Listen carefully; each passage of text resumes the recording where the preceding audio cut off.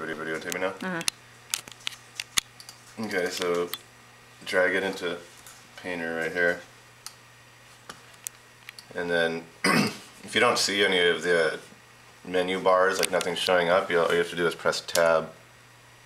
So that hides or shows the interface. Okay. And then first thing you do is you go to File, Clone.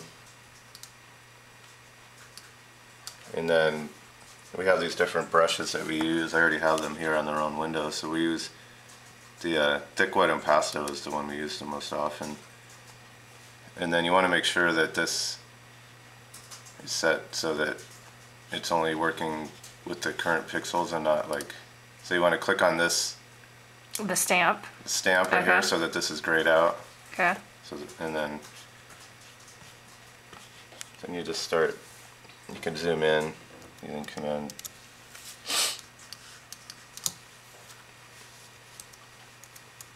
And then you just start painting like that. Now is this the longer version? Yeah. Okay. See, then you have to go and like change the size depending on which piece of the painting you're doing. But the problem too is that right now, I mean, this resolution isn't really good on this picture, so it's going to be hard to paint it. But another way to do it is... What was the Command Z just doing? Just undoing all the brush strokes. Okay. See, if you click, if you have here this auto painting window, if it's not showing, you can go to Windows and then it'll show so you can go hide auto painting or show auto painting. And then you click on these two check marks and then you just click on the play button and then it'll do all the painting for you. It takes like 5 minutes.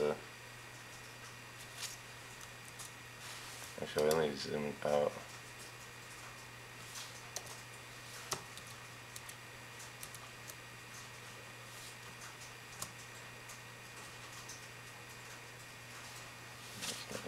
Well, you can pause that now because it's just gonna. You want to say what it's doing right now? Say that. How we got here? Oh, we're just doing one with the auto painting, and then we're gonna try one with the manual so we could see the different ways that it works. I mean, that's really all we use Painter for, is doing the paint stroke, brush strokes. There's not anything else you really. I mean, it would be good to go through the program and learn everything you can, but those are the main things we do. It's just the brush strokes. Everything else we do in Photoshop.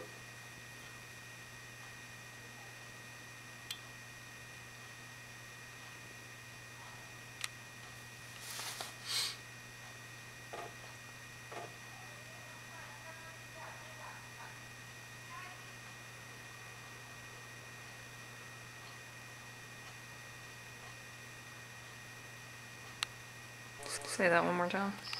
I was saying if when you want to bring one picture on top of another picture, as long as they're the same size, all you have to do is hold down Shift and then have the move tool and drag it on there, and it'll position it exactly on top of it.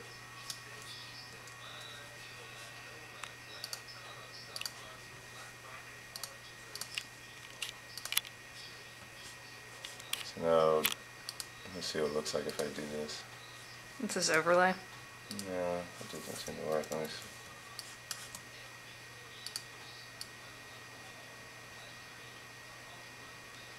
I don't think there's any way to get it to look good at this resolution.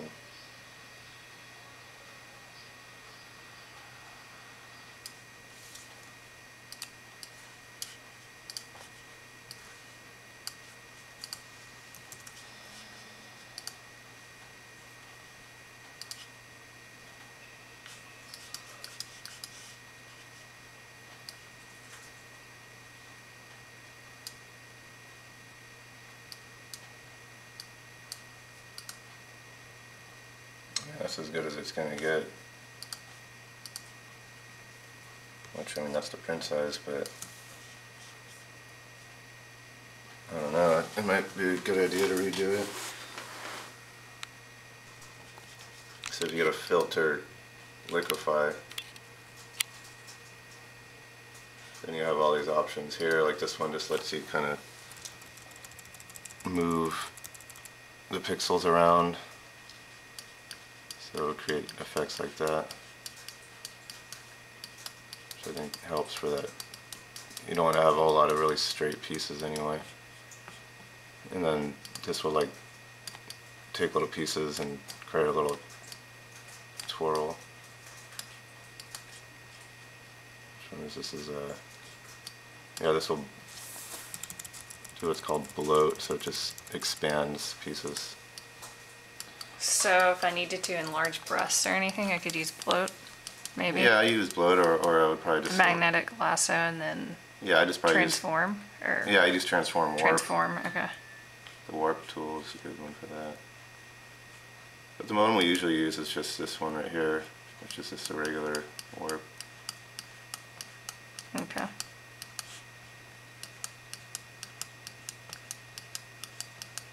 Yeah, it makes it a little more interesting too.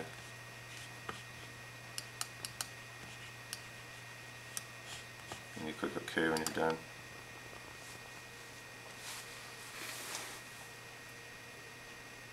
That's that. Now before we print it, you want to go to Image, Canvas Size, and then add 3 inches of black. Once it's 18 by 24, so you have to make sure it's the right size first. So you add 3 inches of black, and then you go to Canvas Size and you add 1 inch of white. Didn't have white. Change this to white.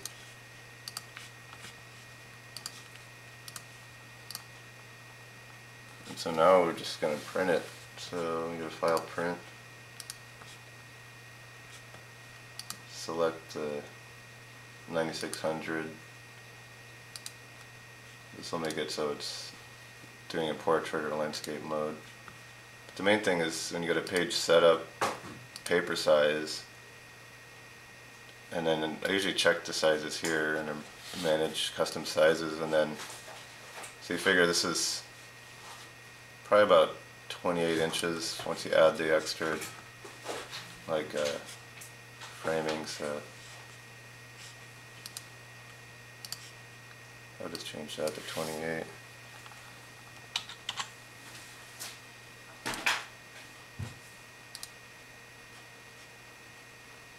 So now then just go to print. Oh, actually let me change that to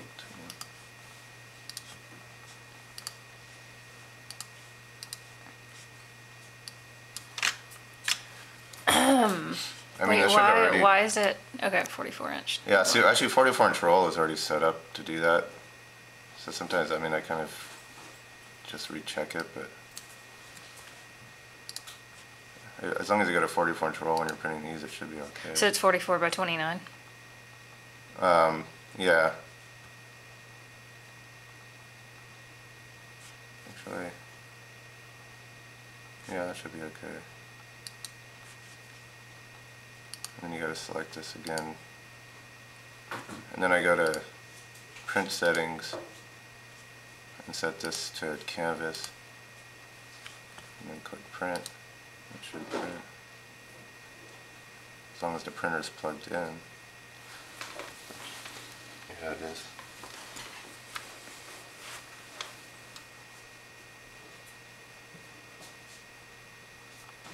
And then you just wait for it to print.